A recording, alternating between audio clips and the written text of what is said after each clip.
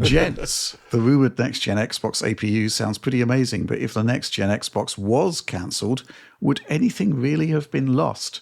Uh, Nintendo shows us that gamers buy games, not teraflops, and it's been made clear that nothing will ever again be made to be only on Xbox. Man, John.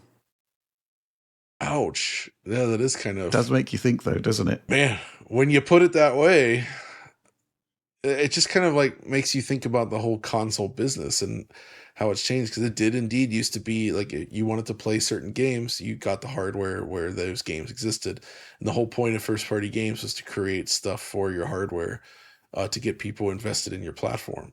Nintendo has very much continued with that model, and Sony they still follow it to a degree, but a little less so, more like delayed PC releases and stuff like that. But Xbox is kind of, they have indeed sort of walked away from the traditional console style release, now that everything's in Xbox.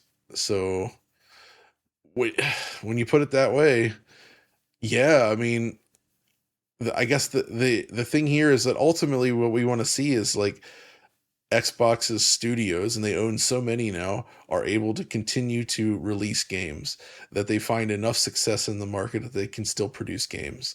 So yeah, maybe having no Xbox console wouldn't be a big deal in the end, but if that ended up impacting their ability to succeed and release new stuff, then that would be a lot worse, right? They need a vehicle of some sort to keep the business going.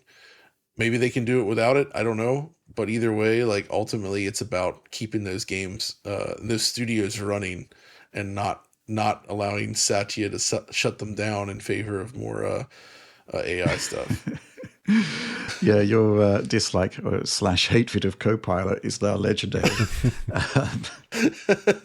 I think another point that Skyrim Fest 26 in brackets AI upscaled is making is basically it is about games and not about advances in technology, which I'm not sure I'm fully on board with.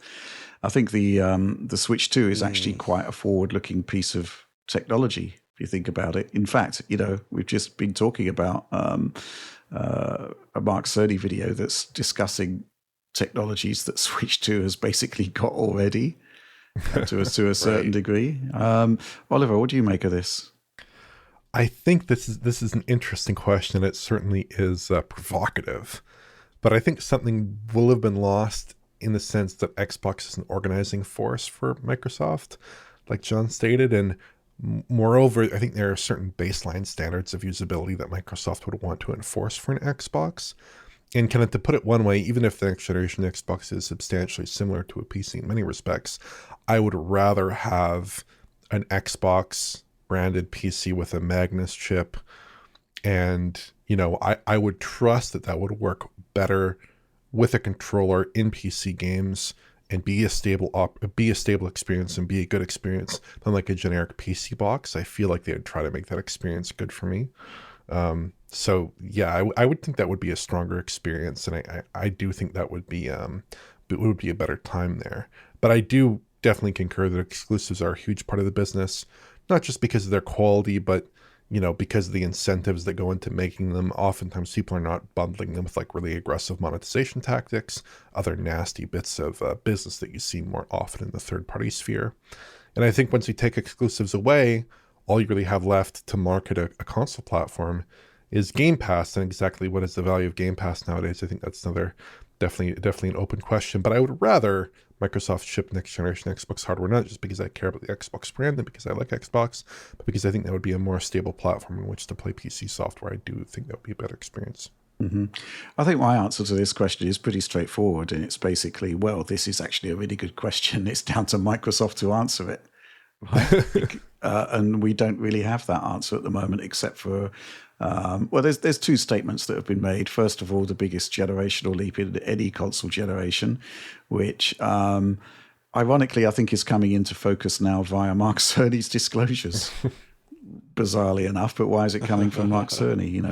It's kind of baffling. Secondly, the partnership with AMD, which is again talking about this sort of bringing together of PC and console, and it's not just software side of things, it's the hardware side of things.